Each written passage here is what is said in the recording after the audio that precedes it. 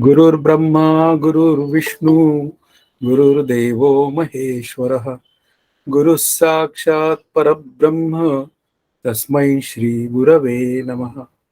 हरि ओम तत्सत. आपल्या योगानंद हे जे आनंदातलं प्रकरण आहे त्याचा अभ्यास सुरू आहे आणि योगानंदाला उदाहरण देताना मात्र सतत निद्रानंदाचा विचार केला गेलेला आहे. म्हणजे त्या झोपेतील सुखाचा विचार केला गेलेला आहे आणि ते झोपेतलं सुख आणि आत्मसुख यांची एक कंपॅरिझन केलेली आहे आणि ती कंपॅरिझन करून झोपेतल्या सुखाचा विचार हा आपल्या अभ्यासाच्या दृष्टीने अलीकडे ठेवायचा आहे आणि ते जे असणारं सुख आहे, खरं सुख जे असं त्याची असे अशा स्वरूपात बोललं जातं, तर तो आनंद रूपतेचा अनुभव मी मात्र घ्यायचा आहे. 59व्या श्लोकाच्या निमित्ताने आपल्याला असं सांगतायत की झोपेतून जागा झालेला माणूस मी एवढा वेळ सुखात झोपलो होतो, मला काही कळले नाही, अशा प्रकारे झोपेतील सुख व अज्ञान यांचा संबंध जोडतो. आता झोपेतून जेव्हा जागा माणूस होतो तेव्हा मात्र तो दोन आपल्या पुढे विचार मांडतो. मी फार सुखात झोपलो होतो, एवढा वेळ मी अत्यंत सुखात होतो आणि मला काही कळलं नाही. अशा दोन पद्धतीने तो एक सुखाचाही व्यवहार सांगतो आणि पुन्हा मला काही कळलं नाही याच्यामध्ये आपल्या अज्ञानाचाही विचार मांडतो. म्हणजेच इथं आपल्याला झोपेमध्ये एक लक्षात गोष्ट ठेवली पाहिजे की व्यवहार घडवण्या इतकी सक्षम वृत्ती तिथे नाहीये, म्हणजे स्पष्ट वृत्ती तिथे नाहीये, पण त्या सुखाचा शोध किंवा त्या सुखाचा संस्कार घेणारी जी काय संस्कार घेणारी वृत्ती आहे ती मात्र तिथं आहे. म्हणजे याचा अर्थ त्या सुखाचा ठसा त्या सूक्ष्म अज्ञात अंतःकरण वृत्तीवर पसरतो, म्हणजे तो ठसवला जातो आणि मग मी सकाळी त्यावेळी असं म्हणतो मी अत्यंत सुखात झोपलो होतो. म्हणजे इथे काय आहे की त्या झोपेचा जो म्हणूया आनंदाचा संस्कार जो आहे तो घेणारी तिथे अज्ञात वृत्ती असली पाहिजे आणि जोपर्यंत ती अज्ञात वृत्ती आहे म्हणजे ती सूक्ष्म अज्ञात अंतःकरण वृत्ती आहे हे स्वीकारावं लागतं आणि असं स्वीकारल्याशिवाय आपल्याला मी एवढा वेळ सुखात झोपलो होतो अशी भाषा बोलता येत नाही. आणि पुन्हा त्या निमित्ताने पुढे आणखीन मी एक विचार बोलतो की मला काही कळलं नाही. आता मला काही कळलं नाही यामुळे मला तिथं अज्ञानही स्वीकारावं लागतं आणि अशा पद्धतीने आपल्याला झोपेतून जागा झालेला माणूस काय पद्धतीने बोलतोय म्हणजे झोपेत सुख आहे हा विचार मांडण्याचा तिथे एक मुख्य भाषा आहे. पुढच्या श्लोकामध्ये आता या सुखाला तर्काचे प्रमाण काय असा विचार मांडलेला आहे. अनुभवलेल्या पदार्थांचे स्मरण होते म्हणून झोपेत सुखाचा अनुभव होता असे लक्षात येते.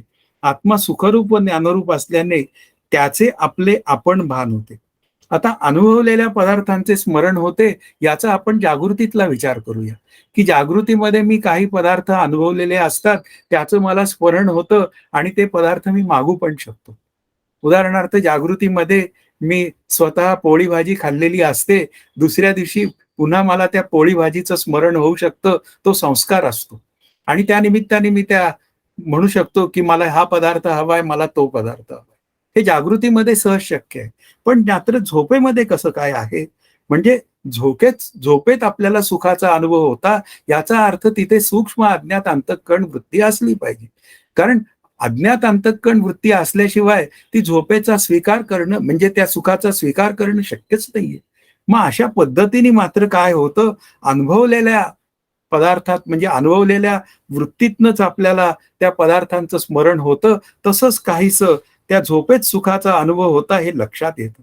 म्हणजे इथे जरी तेवढी इंद्रिय सक्षम नसली, जागेपणी होती तेवढी इंद्रिय सक्षम नसली तरी अंतःकरण वृत्तीमध्ये तो सुखाचा ठसा उमटवून घेण्या इतपत तिथे अंतःकरण वृत्ती जागी आहे.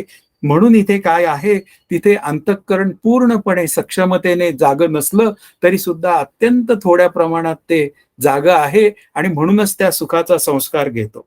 म्हणून आत्मा सुखरूप व ज्ञानरूप असल्याने त्याचे आपले आपण भान होते. म्हणून इथे काय आहे हे सगळं कळतं कोणाच्या प्रकाशात कळतं अशी एक भाषा बोलावी लागते.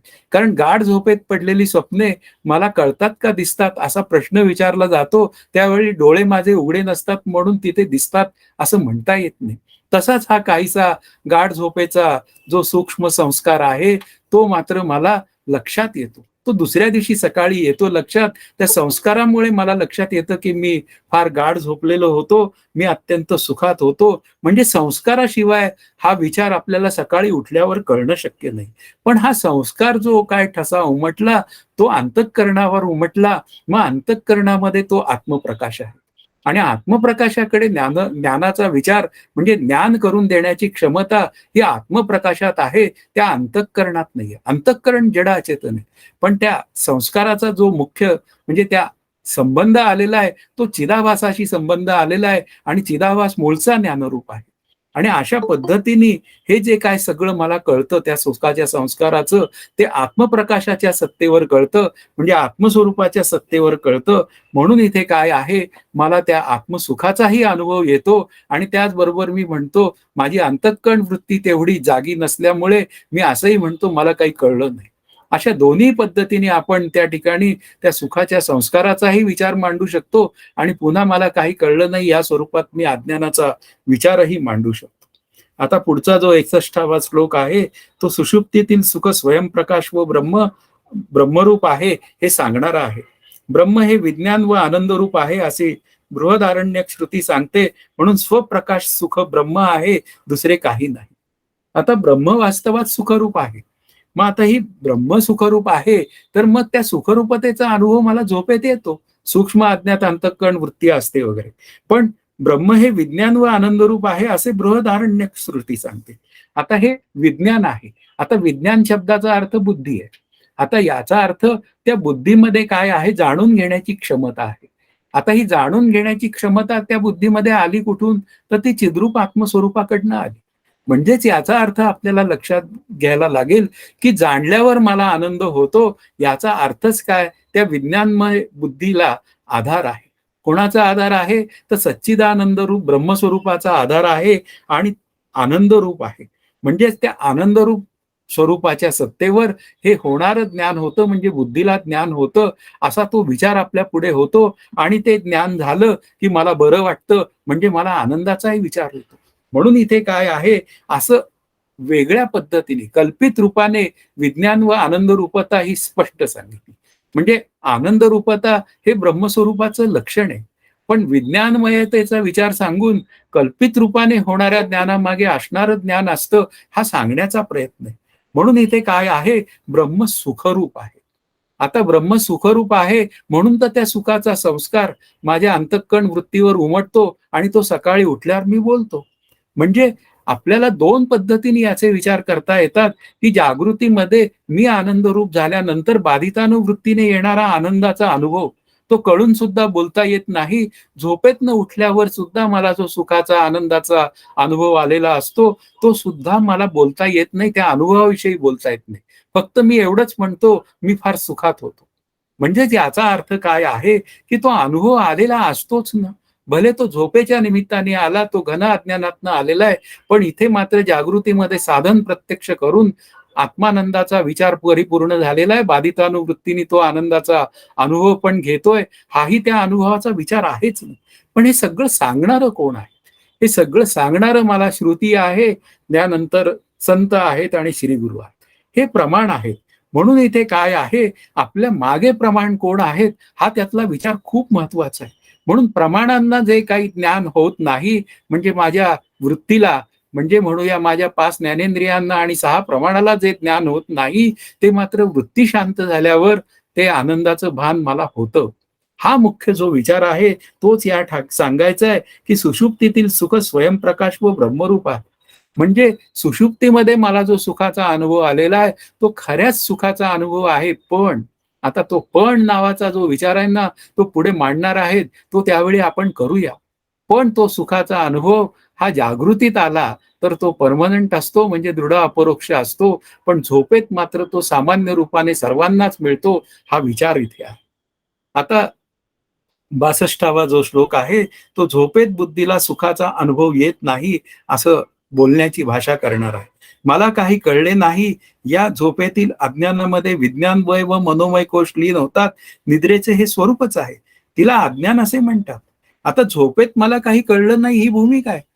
की त्या आनंदाचं स्वरूप कसं काय आहे असं सांग. जेव्हा बोलायची वेळ येते त्यावेळी मी म्हणतो मी फार सुखात होतो आणि मला काही कळलं नाही. आता कळलं नाही या शब्दातनं अज्ञान प्रगट होतं.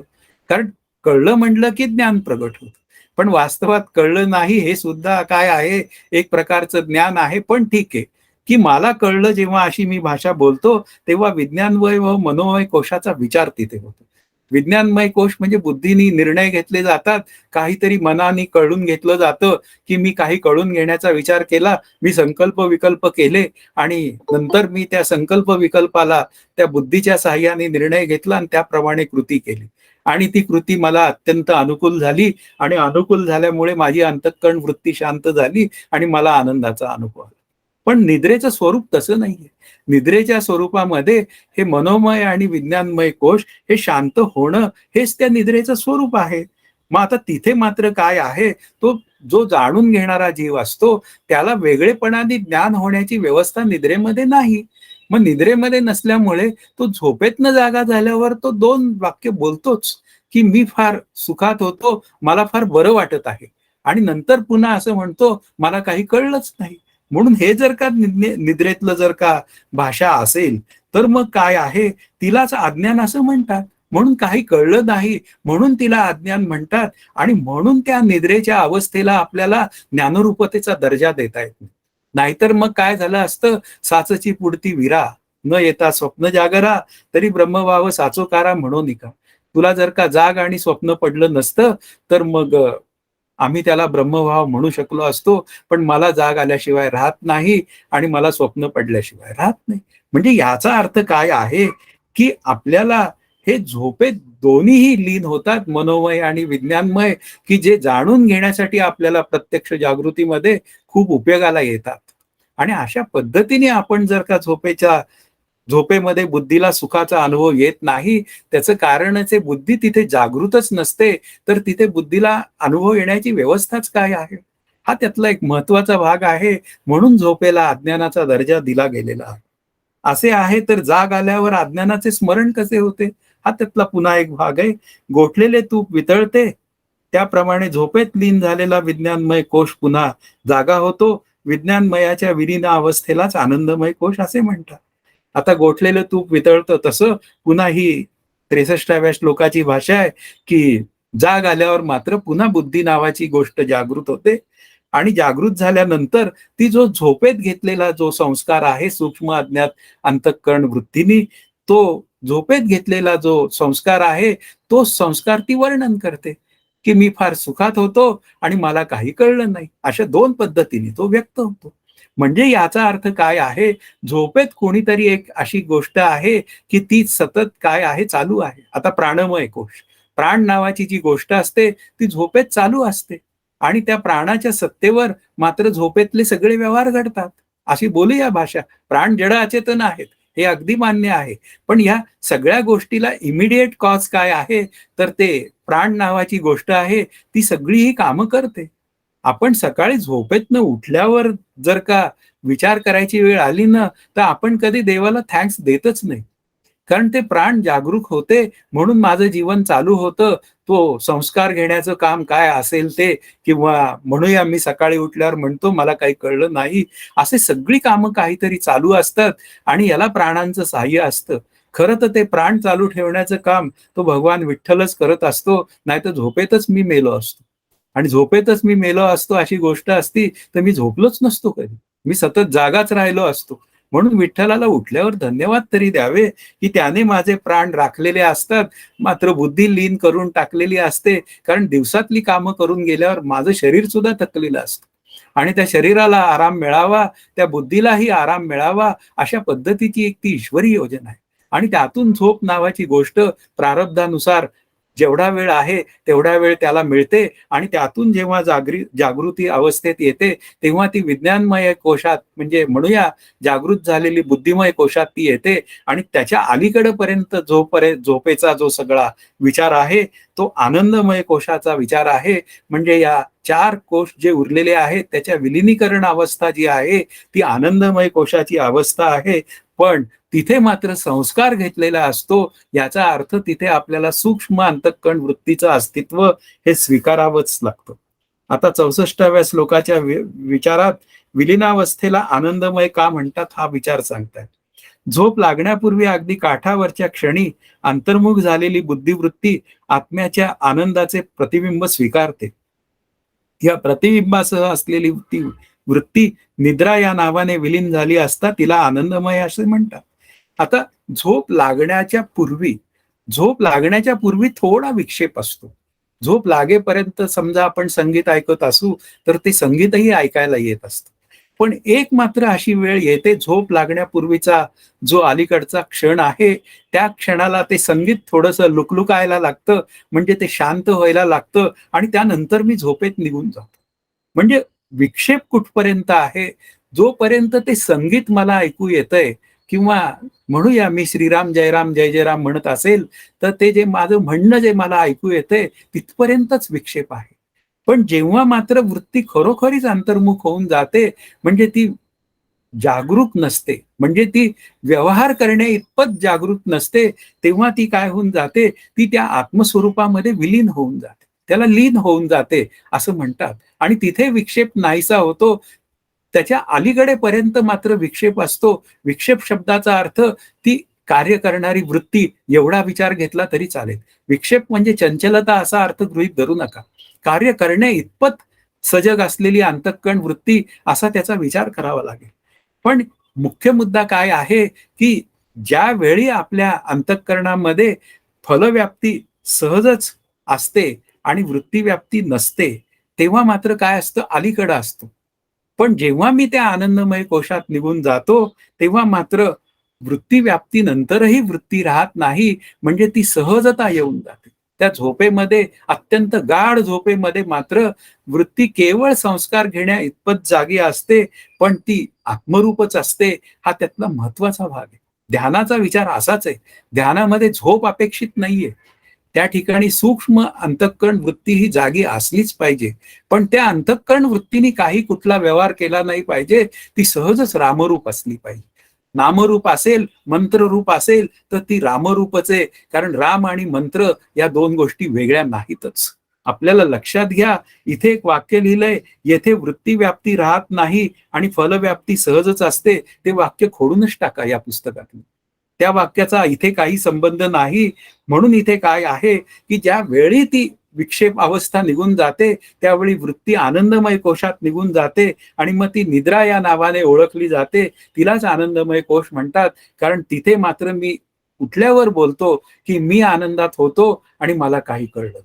ते दोन्ही भाषा आहे. मी दोन्ही वाक्य का सतत म्हणतोय, मला काही कळलं नाही हे अज्ञान सापेक्ष वाक्य आहे आणि मी अत्यंत सुखाने झोपलो होतो हे आनंद सापेक्षतेने येणारं वाक्य. आता पुढे 65वा श्लोक सांगतो, आनंदमय कोश जागृतीत विज्ञानमय होतो.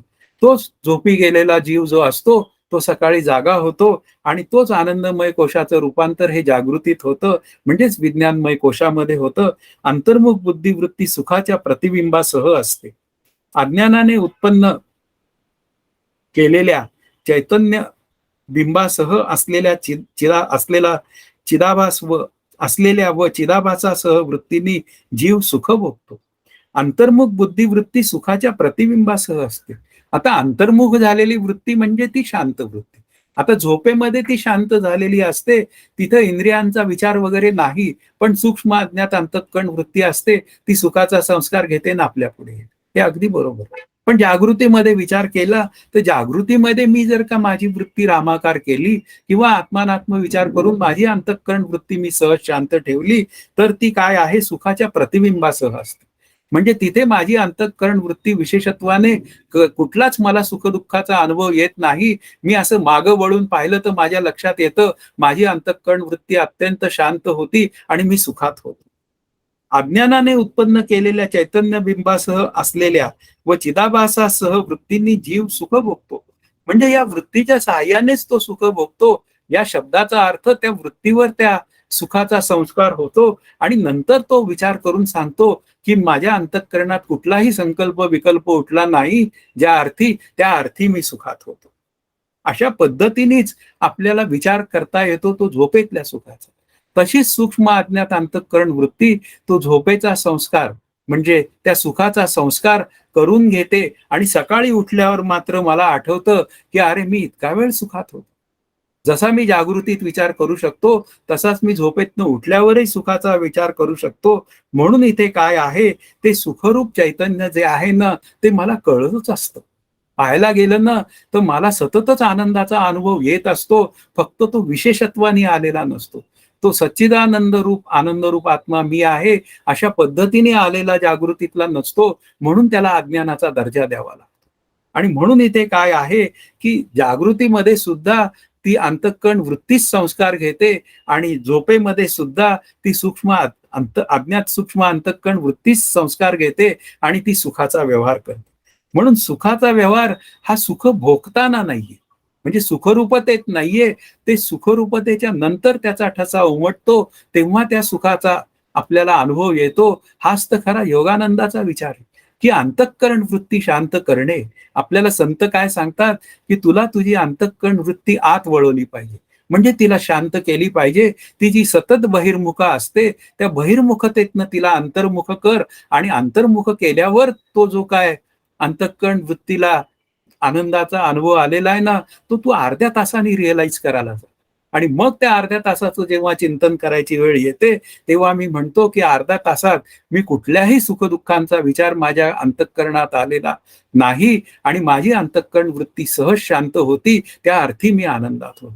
हे आनंद रूपतेचं लक्षण ओळखण्याचा एक तो विचार आहे. तो झोपेच्या सुखावरनं आपण एक विचार करू शकतो.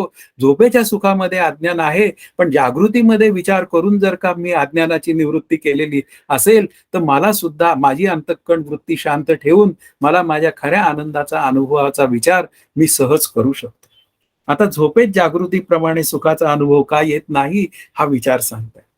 अज्ञानाच्या वृत्ती अतिसूक्ष्म म्हणजे अस्पष्ट असून विज्ञानाच्या किंवा बुद्धीच्या अतिस्पष्ट असतात. त्यामुळे असे होते, असे वेदांत सिद्धांताचे महान ज्ञाते सांगतात, की आता ही जी काय जागृतीतला व्यवहार जो आहे मुख्य, झोपेत जागृतीप्रमाणे सुखाचा अनुभव का येत नाही, या सुखाच्या अनुभवासाठी अंतःकरण वृत्ती लीन व्हायला लागते. आता जागृतीमध्ये काय आहे, की तो जो जीव आहे तो सगळी कामं करण्यासाठी त्याची वृत्ती पांगलेली असते आणि त्या पांगलेल्या वृत्तीमध्ये तो अंतःकरण वृत्ती जर का त्याची शांत झाली, तर त्याला तिथे सुखाचा अनुभव येतो. पण हा जो दीर्घकाळ सुखाचा अनुभव आलेला आहे झोपेच्या मध्ये, तेवढा दीर्घकाळ तो नसतो. हा त्यातला महत्वाचा भाग आहे. म्हणजे इथे काय आहे, की तो त्याचं काम करत असतो आणि विषय काय आहेत अधिक स्पष्ट असतात. आणि विषय अधिक स्पष्ट असल्यामुळे अंतःकरण वृत्ती जागी असते आणि त्या विषयांचा उपभोग घेण्यासाठी किंवा विषयांबरोबर काही व्यवहार करण्यासाठी ती अंतःकरण वृत्ती ही सहजच कार्यरत असते. आणि म्हणून जागृतीमध्ये ज्ञाता ज्ञान नेय ही त्रिपुटी स्पष्टपणे असते, ती झोपेमध्ये नसते. म्हणून इथे काय आहे, झोपेत जागृतीप्रमाणे सुखाचा अनुभव का येत नाही, त्याचं कारण आहे की आपली जी काय वृत्ती आहे ती सहज तिथे जागरूक असते, म्हणजे वेगळेपणाने व्यवहार करण्यासाठी ती तिथे सिद्ध असते. म्हणून झोपेप्रमाणे असा सलग सुखाचा अनुभव तिथं येत नाही. पण जागृतीमध्ये मला काही कळलेलं असतं, हाही विचार तेवढाच तिथे महत्वाचा आहे. पुढे आता 67वा श्लोक असं सांगतोय, आनंदमय सूक्ष्म वृत्तीने ब्रह्माचा भोग घेतो याचे प्रमाण काय. आनंदमय भोगतो व तो ब्रह्मानंद भोगू शकतो असे मांडुक्य व नृसिंह तापनीय इत्यादी श्रुतीत स्पष्टपणे सांगितलेले आहे.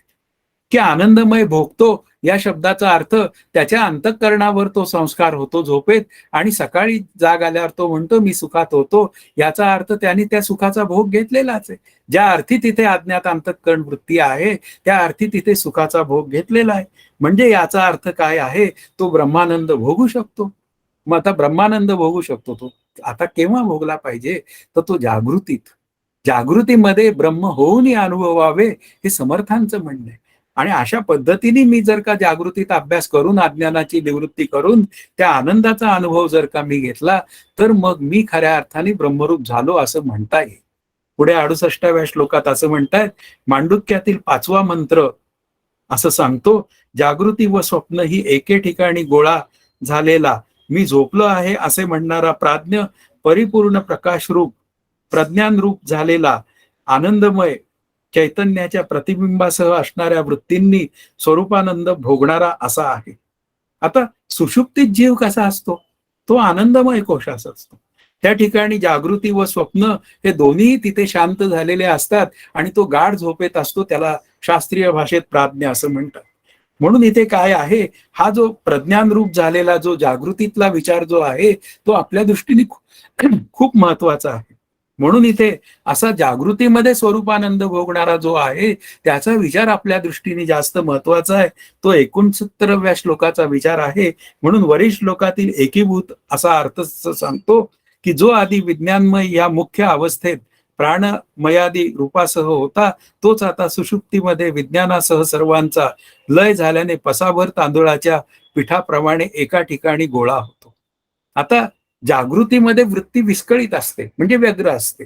आता व्यग्र असल्यामुळे तिथे ती अनेक विषयांचा भोग घेण्यासाठी किंवा ती अनेक विषयांचा व्यवहार करण्यासाठी ती सगळ्या ठिकाणी ती वावरत असते. पण झोपेमध्ये मात्र काय होऊन जाते, ती एकाग्र होते. म्हणजे तीच वृत्ती काय होऊन जाते, शांत होते.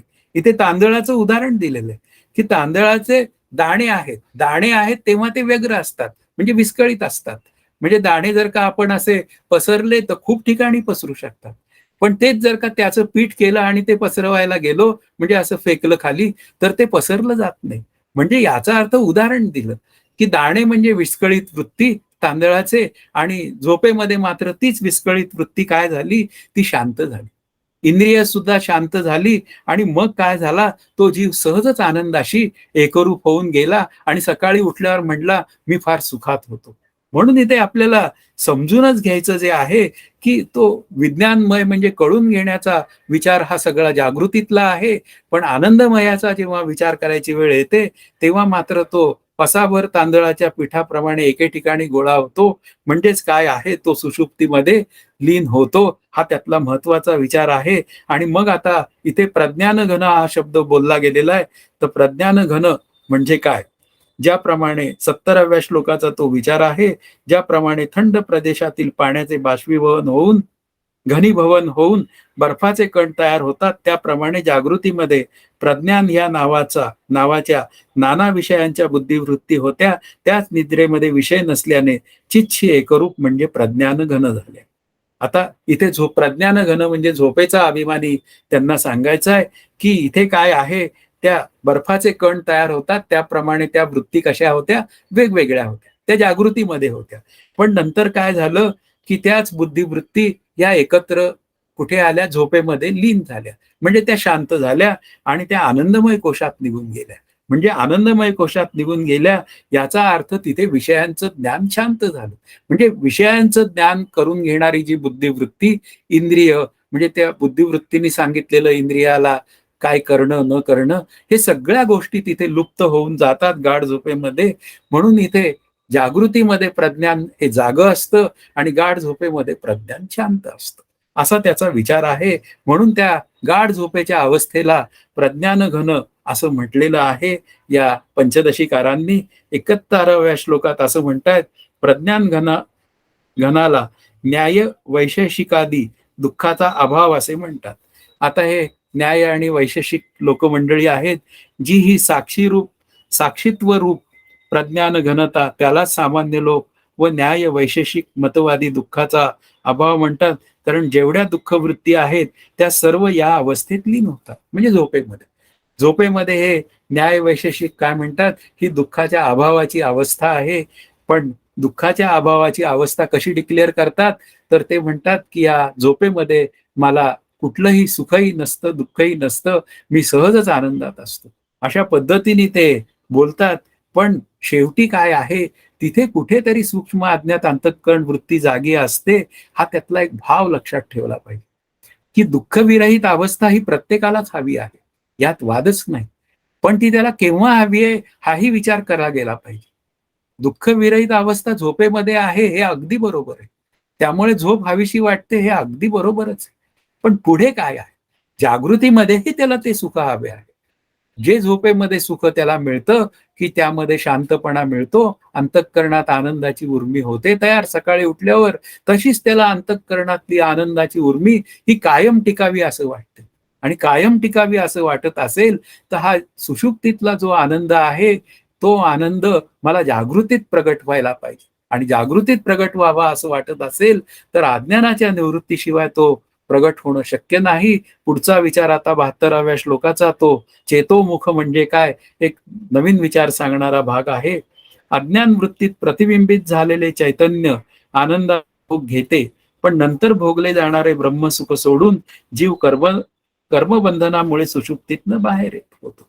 म्हणजेच काय होतं, की अज्ञान वृत्तीमध्ये म्हणजे झोपेमध्ये ते प्रतिबिंबित झालेलं चैतन्य आनंदाचा भोग घेतं. झोपेतील सुख खूप चांगलं आहे, पण तरी सुद्धा काय आहे, मला ते जाग आल्याशिवाय राहतं काय? म्हणजे प्रारब्ध नावाची जी गोष्ट आहे ती मला जाग आणतेच आणि मला पुन्हा माझी जागृतीतली कर्म करायची आहेत हा विचार आहेच तिथे. म्हणून इथे काय आहे, की काहीही झालं तरी सुद्धा प्रत्येकाला झोप किती मिळायची आणि काय पद्धतीने मिळायची हे ज्याचं त्याला ठरलेलं आहे. म्हणून इथे काय आहे, की झोपेतनं उठल्यानंतर पुन्हा मी जागा होतो आणि सगळे व्यवहार सुरू करतो. म्हणून त्या ठिकाणी तो चेतोमुखाचा विचार आहे, की झोपेतून पुढे जागृती व स्वप्न या अवस्थेतील चैतन्याचे द्वार उघडत असल्याने तिला चेतोमुख असे म्हटले. म्हणजे या झोपेतनच पुढे जागृती आणि स्वप्न असे व्यवहार पुढे येतात, म्हणून त्या अवस्थेला चेतोमुख असं म्हटलेलं आहे. हा 72व्या श्लोकाचा विचार आहे. आता या सिद्धांताला श्रुतीचा आधार हा 73व्या श्लोकात सांगतात, की पूर्वजन्मात केलेल्या कर्मामुळे चालू जन्मात जीव झोपेतनं जागा होतो. कैवल्य उपनिषदात कर्मामुळे येणारी जागृती अवस्था सांगितली. म्हणजे हा चेतोमुख जो विचार आहे, की त्या झोपेतनं पुन्हा जागृती आपल्या पुढे येते, स्वप्न येतं, तर त्याच ठिकाणी मात्र पूर्वजन्मात केलेल्या कर्मांमुळे मला तेवढी जेवढी झोप आहे तेवढी मिळते आणि पुन्हा मला कर्म करण्यासाठी मी जागा होतो, हा त्यातला भाग आहे. म्हणून या जागृतादी 3 अवस्था आहेत, त्या प्रारब्धाधीन आहेत. त्या किती वेळ मला काय पद्धतीने त्या आनंद देणार आहेत किंवा दुःख देणार आहेत हे ठरलेलं आहे. पण त्या आनंदाचा भोग किंवा सुखाचा भोग मी घ्यायचा आहे का नाही घ्यायचा आहे हा विचार मला करावा लागतो. कारण का आनंदाचा भोग घेऊन म्हणजे अनुकूलतेचा भोग घेऊन मी सुखी होणं आणि प्रतिकूलतेचा भोग घेऊन मी दुःखी होणं हे माझं स्वरूप नाही. माझं स्वरूप आहे सुखरूप. मी जर का सुखरूप असेल तर मी या विषयांकडे सुख मागण्यासाठी मी का जावं? पण हे माझं मला कळत नाही. म्हणून मी या सगळ्या उदाहरणं देण्याचं कारण तेच आहे मला, की असं उदाहरणं देऊन मला सांगायचंय, की जे झोपेतलं सुख आहे ते तुला जागृतीत मिळवायचंय, ते सुद्धा अज्ञानाची निवृत्ती करून. मूळचंच सुख आहे. पण ते तुला आत्ता कळत नाहीये. ते न कळण्याची कारणं दूर केली, की तुला मी सुखरूप आत्मा आहे हे कळून जाईल आणि त्यासाठी हा योगानंद आणि हा ब्रह्मानंद सांगण्याचा सगळा विचार आहे. योगानंदे ब्रह्मानंद हा का सांगतायत त्याचं कारणच ते आहे. आता पुढे 74वा श्लोक असं सांगतोय, जाग आल्यानंतरही किंचित काळपर्यंत ब्रह्मानंदाचा संस्कार रेंगाळतो, त्यामुळे त्या काळात तो विषय चिंतन रहित व स्वस्थ असतो. आता त्या जाग झाल्यावर सुद्धा थोडासा त्याला त्या ब्रह्मानंदाचा संस्कार त्याच्यावर असतो. तो तिथं बसला पाहिजे शांत. तो जो आनंदाचा क्षण आहे ना, उठून बसावं, बसून त्या शांत अंतःकरणात सहज शांत राहण्याचा प्रयत्न करावा. पुढे डोळे झाकून जरा ध्यान करण्याचा प्रयत्न करावा. म्हणजे लक्षात घ्या, की माझ्या अंतःकरणामध्ये तो झोपेतील मिळालेल्या सुखाचा संस्कार रेंगाळत असतो. मला झोपेतनं उठावं असं वाटत नाही. थोडी जाग आली, घड्याळ पाहतो, अरे आत्ता 4च वाजले, आपल्याला 7 वाजता उठलं तरी चालणार आहे, परत झोपेत निघून जा. म्हणजे याचा अर्थ काय आहे, तर झोपेचं सुख हवंसं वाटतं. म्हणजे यावरून त्या सुखाचा हवेपणा आहे, त्या अर्थी त्या झोपेत ब्रह्मानंदाचा अनुभव येतो असा तर्क करता येतो. कारण हवंसं का वाटतंय? कारण जे हवंसं वाटतं ते खरंच आनंदाचं असतं. म्हणजे आनंदाचं असतं या शब्दाचा अर्थ समजून घ्या. तुम्ही म्हणाल, की विषयात आनंद आहे म्हणून विषय मला हवेसे वाटतात म्हणून विषय आनंदाचा विचार आहे, तसं नाही मला सांगायचं. ही झोप मला का हवी आहे? कारण तिथे विषय निरपेक्ष सुखाचा विचार आहे. विषय निरपेक्ष सुख तिथे मिळतं आणि ते सुख मला कायम हवंय, ते मला जागृतीतही हवंय. म्हणजे तेच ब्रह्मानंदाचं सुख हे मला जागृतीतही हवंय, हा त्यातला मुख्य विचार आहे. पण पुढे 75व्या श्लोकात लगेचच सांगतायत ती स्थिती पुढे का टिकत नाही. सर्व माणसांना पूर्वकर्म नव्या कर्माकडे सक्तीने प्रवृत्त करते. त्या कर्तव्यरूप दुःखांमुळे तो हळूहळू ब्रह्मानंद विसरतो. मग नंतर तो काय आहे, सर्व माणसांना पूर्वकर्म आहे ते जाग करतं. जाग झाल्यावर मग त्या ब्रह्मानंदात राहावं असं वाटतं, पण नाईलाज असतो. सकाळी कामावर जायचं असतं. कामाची आठवण झाली की तो ब्रह्मानंद लगेच विरतो आणि पुन्हा चला आता आपल्याला पुढच्या कामाला लागलं पाहिजे. स्नान वगैरे उरकून आपल्या ऑफिसला जायला पाहिजे. म्हणजे काय आहे की जाग आल्यापासून प्रत्येक माणूस व्यवहार दृष्टीने दुःखी असतो असे वाटत नाही. पण काय आहे, व्यवहार दृष्टीने ताजेतवाने होऊन उत्साहाने लोक आपापल्या कामाला लागतात, कारण कर्मानुसार आपल्याला आपलं काम करावं लागतंच. म्हणजेच याचा अर्थ काय आहे, त्या झोपेतल्या सुखापासून माझी निवृत्ती होते आणि पुन्हा आता पुढे कामाकडे जाण्यासाठी मला लागावं लागतं. म्हणजेच याचा अर्थ काय आहे, मी त्या ब्रह्मानंदापासून दूर होतो आणि पुन्हा मग आता जागृतीमध्ये माझ्या ऑफिसला जा, माझ्या कर्तव्य कर्मांकडे मला लागावं लागतं. हा त्यातला भाग आहे. आता ते सुख जे आहे झोपेतलं, ते येतं, काही काळ टिकतं, कालांतराने निघून जातं. हाच तर खरं दुःखाचा विषय आहे. ती स्थिती टिकतच नाही आणि आपल्याला स्थिती तर टिकावी असं वाटते.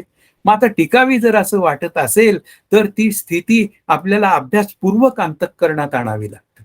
जोपर्यंत ती अभ्यासपूर्वक अंतःकरणात येत नाही, म्हणजे आनंदाशी एकरूप होऊन बाधितानुवृत्तीने मी माझं जीवन जगत नाही, तोपर्यंत खऱ्या आनंदाचा लाभ मला मिळालेला नाही, हेच खरं आहे.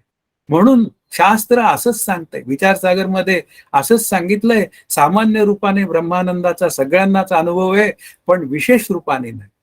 आणि शास्त्र असं सांगतं की ते स्वरूप सच्चिदानंद रूप ब्रह्म मी आहे असं विशेष रूपाने कळलं पाहिजे आणि अशा पद्धतीने मी खऱ्या आनंदाकडे जाऊ शकतो. म्हणून इथे काय आहे, मूळ स्वरूपात राहायला पाहिजे. पण या झोपेच्या सुखातनं ते काही काळच सुख टिकतं आणि कालांतराने पुढे निघून जातं. म्हणून इथे काय आहे, आपल्याला समजूनच घ्यायला पाहिजे. खरा आनंद जो आहे ना, तो खूप महत्वाचा आहे. इथे एक माझ्या श्री गुरूंनी लिहिलंय, बाधितानुवृत्तीची सुखरूप जीवनमुक्तीही श्री ज्ञानदेवांना नको वाटते, कारण खऱ्या आनंदाचं सुख जे आहे ते अज्ञान निवृत्तीपूर्वक त्यांनी मिळवलेलं आहे. ते झोपेतल्या सुखाचा विचार नाहीये तिथे. त्या अज्ञानाची निवृत्ती करून ते आनंदाशी एकरूप झालेले आहेत आणि त्या आनंदाचा खरा जागृतीतला आनंद लुटत आहे जागृतीमध्ये. आता तेव्हा त्यांना ती बाधितानुवृत्ती म्हणजे व्यवहार करणारी वृत्ती नको वाटते. पण ते काय आहे, तो ते ज्ञानदेवांचा प्रश्न आहे. मला आधी जीवनमुक्तीचा विचार करावा लागेल आणि हे झोपेतलं सुख जे आहे त्यातून मला बाहेर पडावं लागतं. ती स्थिती टिकत नाही एवढा विचार आपल्याला कळला म्हणजे झाले. निद्रेतील ब्रह्मसुख वादातीत आहे असं सांगणारा 76वा श्लोक आहे. माणूस दररोज झोपेपूर्वी व जाग आल्यावर ब्रह्मानंदाची इच्छा करतो, असे असता कोण शहाणा त्याविषयी वाद करील. झोप लागावी म्हणून सगळेजणच अनुकूल परिस्थिती निर्माण करतात. जाग झाल्यावरही त्याला काही काळ झोपेचा संस्कार आनंदाचा मिळतो. म्हणजे याचा अर्थ काय आहे, तो ब्रह्मानंदाचीच अपेक्षा आहे त्याला. पाहायला गेलं तर तो झोप पाहिजे या शब्दाचा अर्थ त्याला ब्रह्मानंद पाहिजे असतो. आणि त्या ब्रह्मानंदाच्या साठीच तो हा सगळा व्यवहार करतो. ती झोपेची साधनं जमवतो, सगळे फॅन लावतो, वातानुकूलित खोली करतो तयार. त्याला झोप पाहिजे नाहीये. पाहायला गेलं तर त्याला आनंद पाहिजे आहे. अशा पद्धतीने तो आनंदाची त्याला सतत ब्रह्मस्वरूपाची ओढ लागलेली आहे, ब्रह्मसुखाची ओढ लागलेली आहे. हा त्यातला भाग आहे. आता मग पुन्हा शंका घेतलेली आहे. तो आजच्या अभ्यासातील शेवटचा श्लोक आहे, की शंका अशी आहे, मग अशा आळसाने माणूस कृतार्थ होईल काय? ब्रह्मानंदाचा जर ब्रह्मानंदाचा जर न उठावेसे वाटणे एवढ्याने लाभ होत असेल, तर सामान्य आळशी लोकही कृतार्थ होतील. मग त्यांना गुरु व शास्त्र यांचे काय काम? अध्यात्मशास्त्राच्या अभ्यासाने माणसं आळशी बनतात, ती काही काम करेनाशी होतात, असं काहीसं लोकांचं म्हणणं आहे. वास्तवात अध्यात्मशास्त्रातील मंडळी जी आहेत, ती अत्यंत खूप मोठी कामं त्यांनी केलेली आहेत. माझ्या श्री गुरूंचं उदाहरण, त्यांनी 52व्या वर्षापर्यंत मोठा डॉक्टरकीचा प्रपंच उभा केला. सर्व लोकांमध्ये लोकप्रिय अशी त्यांची प्रॅक्टिस पण होती आणि त्याचबरोबर त्या आत्मानंदाचाही विचार परिपूर्ण केला. इथे खरं आळसामुळे ब्रह्मानंद मिळतो हा विचारच इथे काही नाही. पण शास्त्र व गुरुपदेश यांचं सहाय्य असेल तर जीव ब्रह्मरूप झाल्याशिवाय खरा ब्रह्मानंद मिळणं शक्य नाहीये, हे लक्षात घ्यावं लागेल आपल्याला. इथे कोणालाही आळशी करण्याचं काम शास्त्र संत श्री गुरु करत नाही, उलट ते व्यवहार करा म्हणतात. समर्थ सुद्धा म्हणतात, मला दळभद्री माणूस अजिबात आवडत नाही. प्रपंची पाहिजे सुवर्ण, परमार्थी पंचीकरण, हा त्यातला भाग आहे. महावाक्य विवरण करीता सुट की परमार्थी पाहिजे सुवर्ण, प्रपंची पाहिजे सुवर्ण, म्हणजे व्यवहार त्यांना अत्यंत छान पाहिजे, त्यात वादच नाही. आळस बिळस वगैरे हे संतांना काही मान्य नाहीये, पण पंचीकरणाचा अभ्यास आणि पुन्हा महावाक्य विवरण करण्याचं भानही ते मात्र देतात. म्हणून इथे संत श्री गुरु ही मुख्य भूमिका आहे. कृतार्थ होत असता तर मला वाटतं जग एकाच पट्ट्यामध्ये मुक्त झालं असतं आणि आता आपल्याला अभ्यास करायची गरजच पडली नसती. पण ज्या अर्थी आळसाने कृतार्थता येत नाही, त्या अर्थी मात्र काय आहे त्याचं उत्तर, हा जो विषय आहे तो मात्र पुढच्या प्रवचनाचा विचार आहे. म्हणजे पुढच्या प्रवचनामध्ये आपण तो विचार करूया. आज इथे आपण थांबूया. 40च मिनिटाचा अभ्यास झालेला आहे, पण करणार काय? कारण आपल्याला जे काय श्लोक पूर्ण करायचे आहेत त्याचे काही बंचेस तयार केले तर ते आपल्याला सहज काही वेळांमध्ये आपण पूर्ण करू शकतो. तर आज इथे आपण थांबू. जय जय रघुवीर समर्थ. हरिओम तत्सत. श्री पांडुरंगाय नमः. सर नमस्कार. नमस्कार. सुषुप्तीमधले जो अनुभव असतो तो म्हणजे क्षणिक तर आपण त्या परमात्माशी तादात्म्य साधलेला असतो, म्हणजे तो ब्रह्मानंद तात्पुरता असतो, जाग आल्यानंतर तो निघून जातो. मग आणि मग जागेपणी जे आपण जे आपल्याला साध्य करायचं आहे का इप्सित म्हणूया ध्येय, ते म्हणजे मग तो असा अर्थ घ्यायचा का की याची देही याची डोळा भोगू मुक्तीचा सोहळा, ही त्याला हे लागू पडते का? हो बरोबर आहे. कारण का झोपेमध्ये आनंद आहे हे एकदा सिद्ध झालं तर आनंद नावाचं तत्वज्ञान जे आहे ते झोपेमध्येही आहे, जागृतीतही आहे आणि सुषुप्तीतही आहे, सॉरी स्वप्नातही आहे. तर तीनही काळात आनंद जर का पक्का असेल तर मग तो आनंद मला जागृतीतही मिळाला पाहिजे ना. हो. मग जागृतीत मिळाला तर तो विशेषत्वाने मिळवला असा त्याचा अर्थ होतो. म्हणजे तो खरा आणि शाश्वत आनंद, तो शाश्वत आनंद आहे. हा, सामान्य रूपाने सगळ्यांनाच ज्ञान आहे. मी सतत अस्तित्व माझं असावं, मला काही गोष्ट कळावी आणि मला कायम आनंद असावा, अशा पद्धतीने प्रत्येक जण ब्रह्मज्ञानी आहे. पण परत जन्माला येतोच ना, कारण त्याला विशेषत्वाने अनुभव आलेला नाही. अभ्यास करून विशेषत्वाने अनुभव येतो आणि अभ्यास हा जागृतीतच होतो. म्हणून जागृतीत अभ्यासाची गरज आहे. तिथेच दृढ अपरोक्षत्वाने अनुभव येतो. हा त्यातला. छान सर, खूप धन्यवाद. मला असं, नमस्कार सर, मला असं विचारायचं होतं की मग पहाटे उठल्या आपण ध्यान करायचा प्रयत्न करावा का? करावा ना. त्याचा फायदा होईल का? अंतःकरण वृत्ती शांत असतात.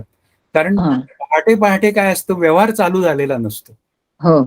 तोंडावर पाणी मारावं छानपैकी गार आणि ध्यानाला येऊन बसावं आणि घ्यावा ध्यानाचा आनंद. अगदी सकाळी, अगदी सहज. कारण वृत्ती विस्फारलेल्या नसतात त्यावेळी. ब्राह्मी मुहूर्त म्हणतात ना, तर याच कारणामुळे. पण ते काय आहे, त्यामुळे आपली तब्येत बिघडायची शक्यता असते. म्हणून ते पहाटे 3 आणि 4 वाजताचं ध्यान जे आहे ना, ते काही वेळा शरीराला झेपत नाही.